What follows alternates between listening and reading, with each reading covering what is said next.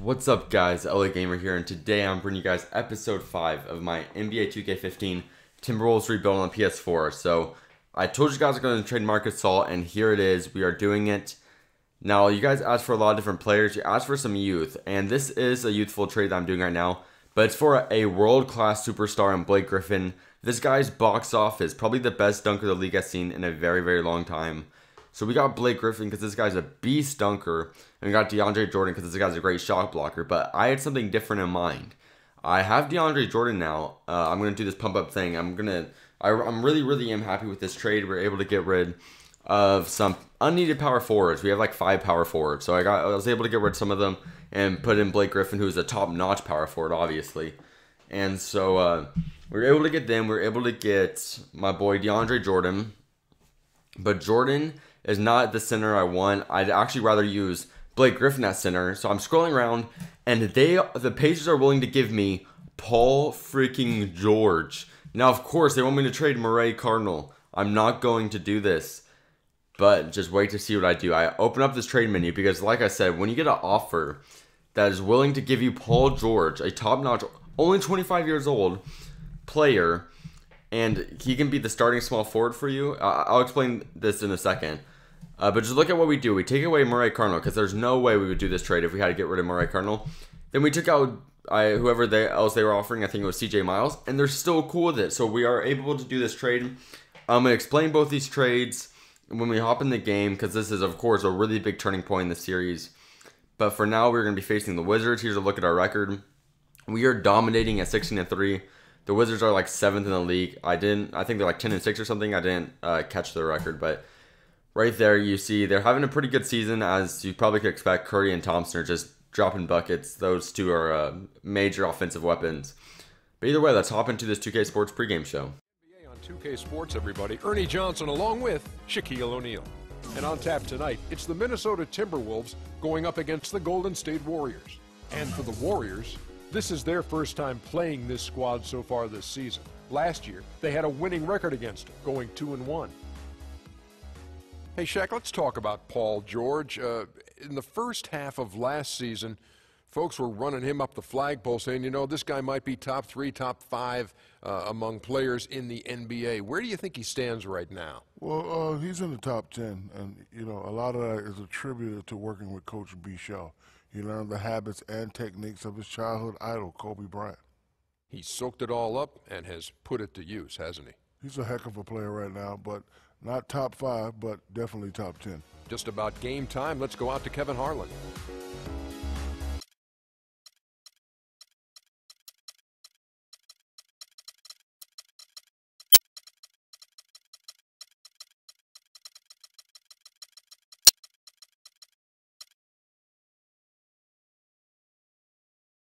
And now, your Minnesota Timberwolves starting 5.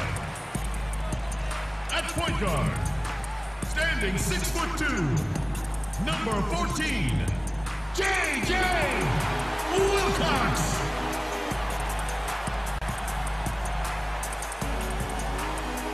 At the small forward position, standing 6'8", number 38, Murray Cardinal.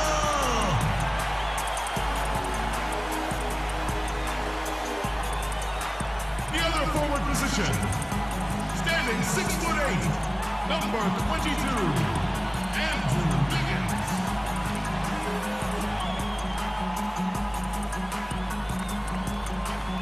The other forward, at 6'9", number 13, Paul George.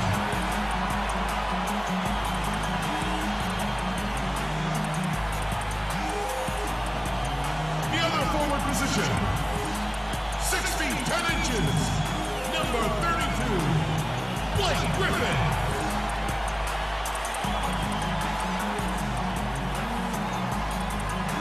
The head coach of your home team is Flip Saunders.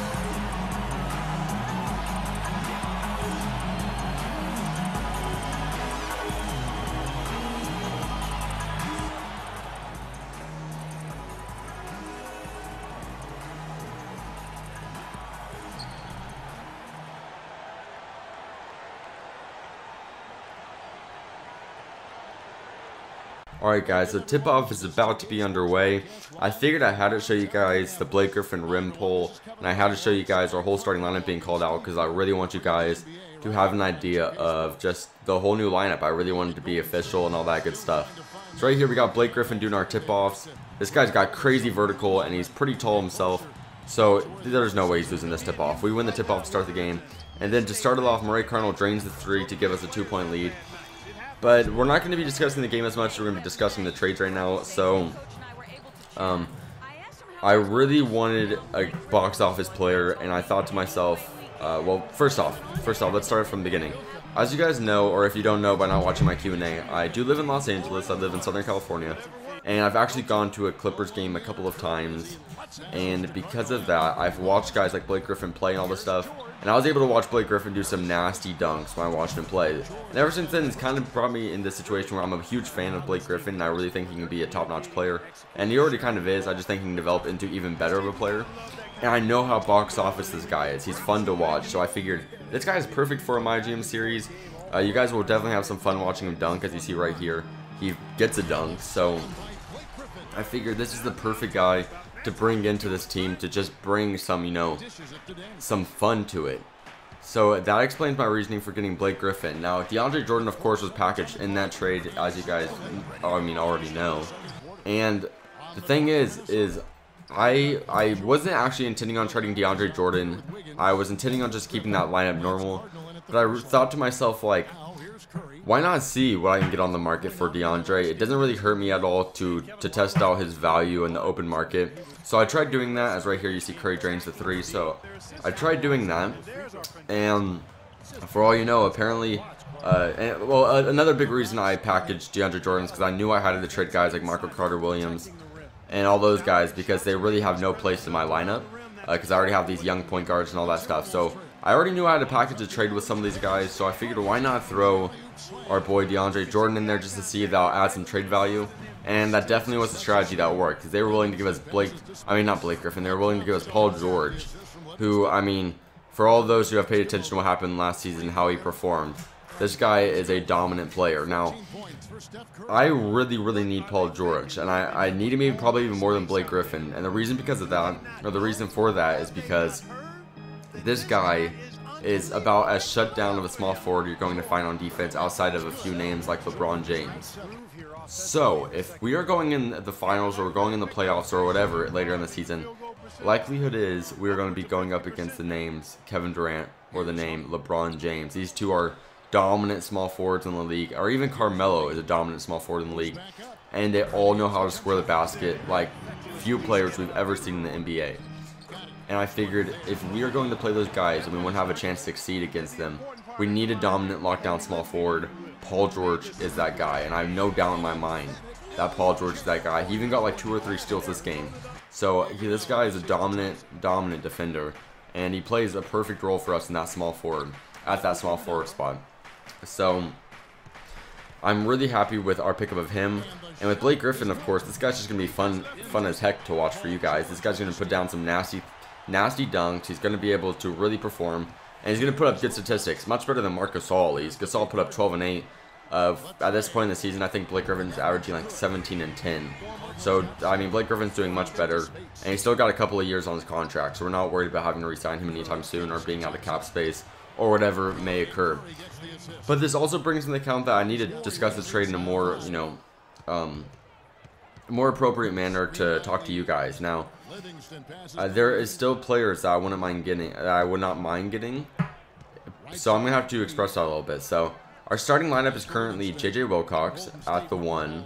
We got our boy Wiggins at the 2, Paul George at the 3, Cardinal at the 4, and Blake Griffin at the 5. So we're running kind of a small ball type lineup, which I actually really do enjoy because it adds a lot of speed to our team, because we're basically faster than any other team. Our team just has tons of athleticism. So I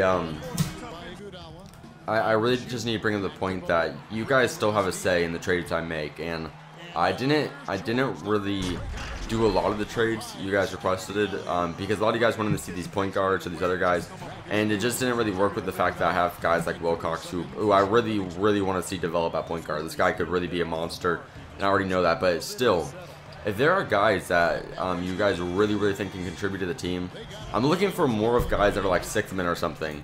I think in the last episode somebody commented like Bradley Beal or something like that. That's a person I would be excited to get, because Bradley Beal would be a great bench player.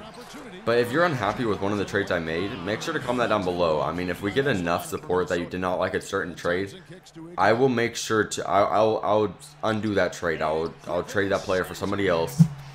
But for the most part, I think you guys should be really happy with these trades we made, because Paul George and Blake Griffin are unbelievable players, and they're amazing to watch. These guys are extreme dunkers, extremely athletic, and Blake Griffin's becoming a good shooter, and Paul George already knows how to shoot the rock pretty well.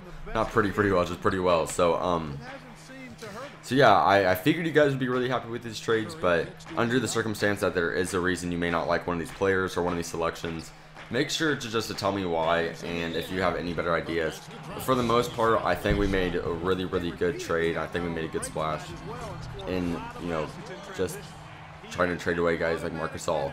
But first off, let's talk about this little scene here. This made me laugh really hard, because Paul George just got a sick dunk, and apparently his vertical was 0 inches on that dunk. So apparently Paul George does not even need to jump to do dunks.